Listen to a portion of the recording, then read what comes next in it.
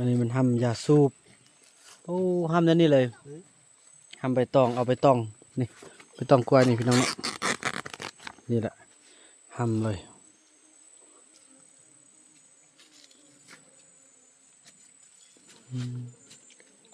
อันนี้มันไส้แฮวเนี่ยพอไส้แฮวนี่พี่น้องอันนี้เป็นไส้เข้าไปเฮ็ดไส้กับดักหมูเนาะมัดคอดอย่างต่างเบิ่งโอ้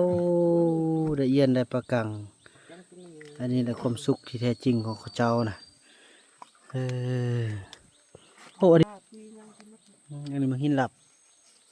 นี่บนที่เล็กนี่บนนอนให้เองมาดินะ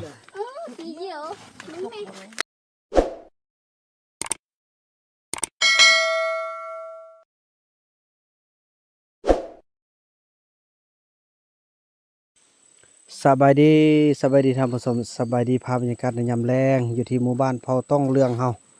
หรือว่าหมู่บ้านคนป่านั่นเองโอ้แบบดังเดิมเลยมื้อนี้จะมาเบิ่งว่าต้นแรกนี่เขาเจ้าเฮ็ดหยังอยู่พี่น้องเนาะหาหยังกินกันต้นแรกสิพากันกินหยังนี่เนาะบ่เด้ออันนี้มันทำยาสูบโอ้ทำนั่นนี่เลยทำใบตองเอาใบตองนี่ใบตองกล้วยนี่พี่น้องเนาะนี่แหละทำเลยโอ้วิธีทำนั่นนี่เห็นบ่โอ้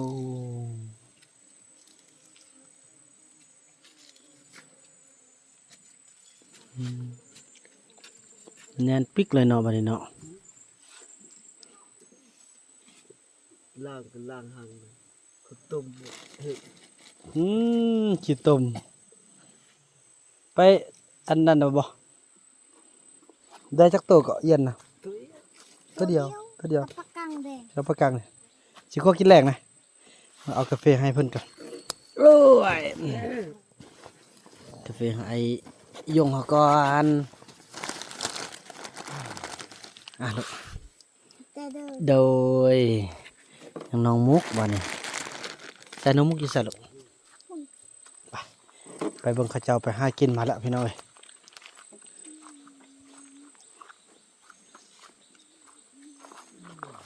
เบิ่งปลาเอียนไหมโดยไปเบิ่งปลาเอียนเนี่ย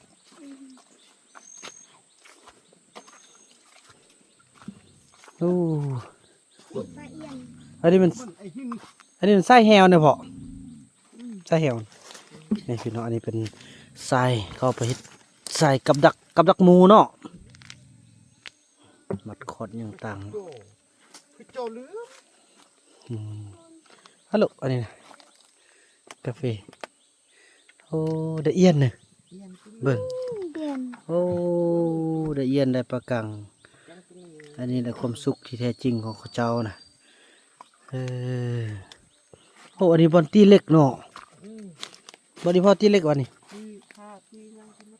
อันนี้มันหินหลับนี่บอลตีเล็กนี่บอลนอนให้เองมาดินะตีเดียวตีหน่อยนะเราบ่เฮ็ดบ่ได้ก็ตัวน้อยฮะนะตีหน่อยนะเฮ็ดบ่ได้มันทรีไป มันมึนทรีด กำลังตกมันได้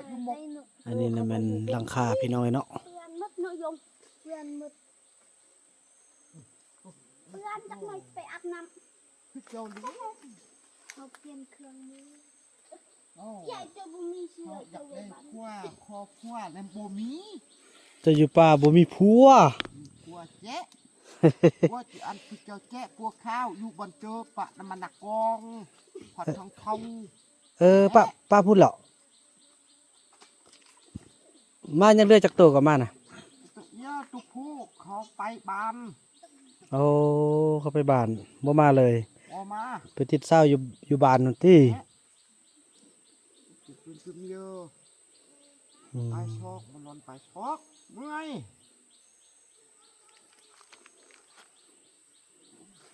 แย่อย่ามันอันนี้เป็นใบตองจริงที่ว่าเขาเจ้าหั่มอันนี้บอกหั่มใส่บังนึ่งข้าวพี่น้องเนาะ ได้แป้งเนี่ยนี่เอาไว้ให้ โอ้แป้งเรียบร้อยแล้วนั่นบ่ แป้งเรามืออื่นใช้โอ้มืออื่นใช้ขึ้นบันกิ้ว อีพอใส่บ่น่ะ โอ้บักกิ้วมันเงาเลาะขึ้นไปขึ้นกิ้ว โอ้ใส่ห้วยหน่อยนะ เขาเพิ่ง อืม ใช่ไปหอดหนึ่งล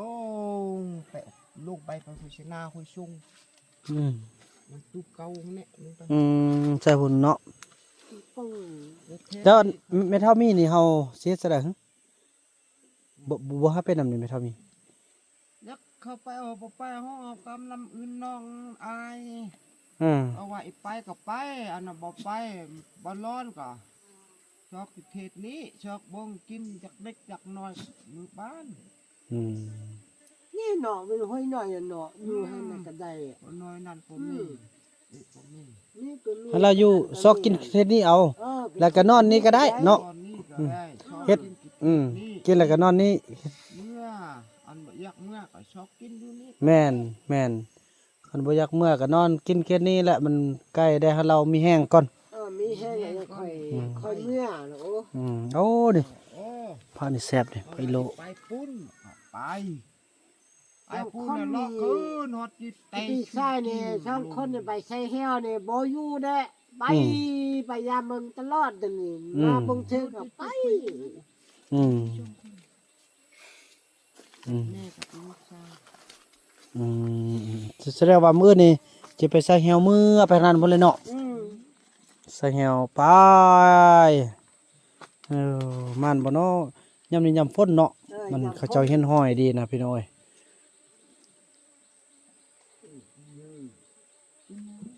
กินแม่กินเนื้อน อนแบบนี้แหละบ่มีมุงบ่มีหยังเลยแหละพี่น้อย ผู้เอากำนันน่ะช็อกมัน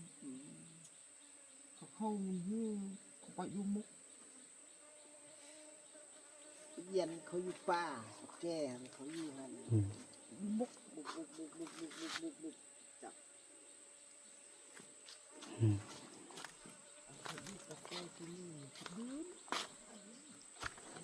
โอ้แม่ทับมีบ่ไปเบิ่งบอลนอนข้อแม่ทับมี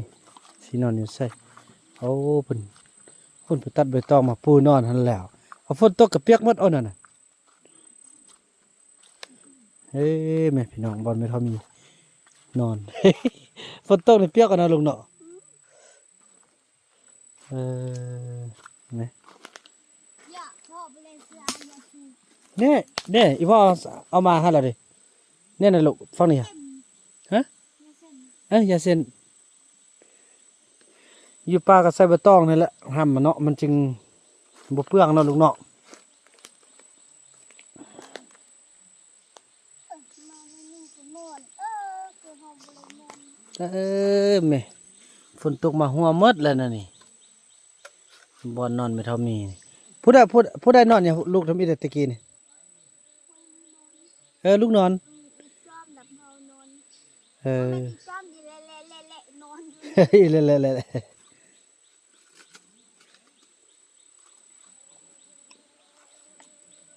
แล้วมื้อค่ำนี่ลูกสินอนใส่ลูกสินอนใส่มื้อค่ำนี่นอนอยู่หันเลยบ่ได้นอนกับเขาพ่อบุญไทยบ่ได้นอนกับเขาพ่อบุญไทย ปูอันนี้ปุ้ยนี่เลยเออ คนละบักว่ากับอียงกับไอ้นู่นนอนอยู่ เอาลูกนอนนี่แม่เท่ามีนอนนี่ ห้าคนทำคนเดียวขึ้นหนึ่งเลยเอาตองปุยปุยเลยงัดไปทางหัว อ่า สะดุดเลยยับปุยมันก็ โอ้ถ้าฝนตกมาพี่น้องเบิ่ง ปากไปเลย บ่ไม่เท่ามีเฮาโอ้ยจะว่าละเฮ็ดดีเฮ็ดสุดทีละเจ้าเลือกเองวิธีชีวิตไปมาๆจังซี่แหละความฮักความคิดฮอดปลาของเขาเจ้าพี่น้อยเนาะ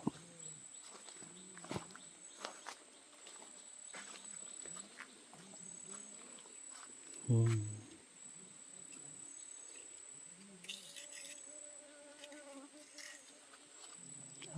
ป่านี่อุดมสมบูรณ์ดีขนาดและเป็นเพียงดี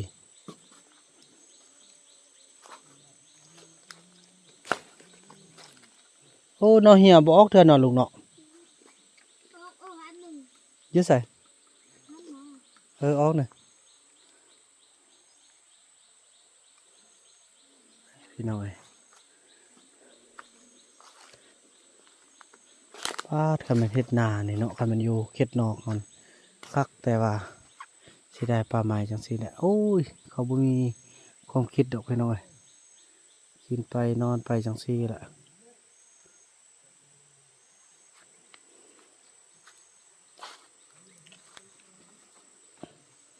บ่นั้นเท่ามี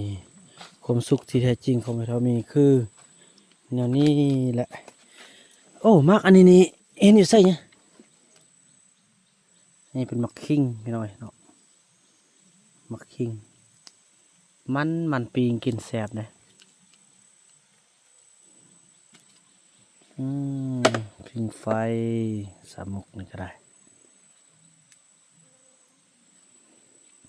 ว่าสิไปเวียกนี่พ่อบ่ได้ไปสับ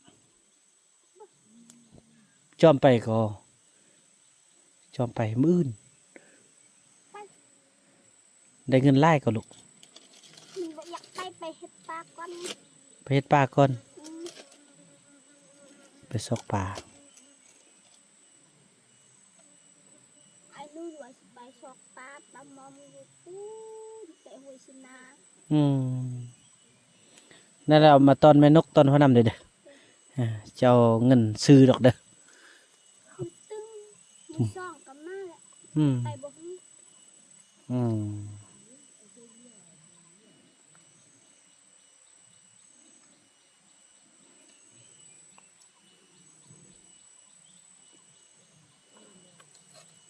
ความสุขที่แท้จริงของข้าวเจ้าพี่น้องเอ้ยเนาะ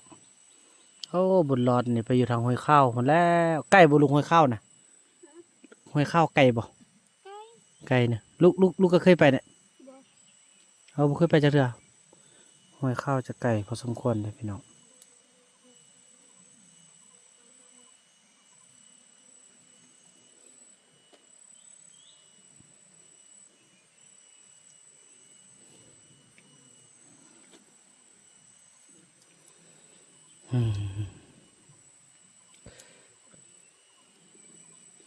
ไอ้วัดมาแล้วไอ้วัด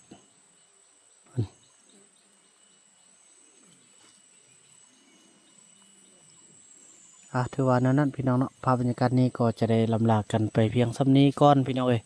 แล้วก็ว่ากันใหม่ในคลิปต่อไปเด้อพี่น้องเนาะคลิปนี้บ่าวบุญนำขอกล่าวคำว่าสบายดีโอ้นอนอันนี้เลยเนาะ ในครัวบังอีจุ่มมา มืด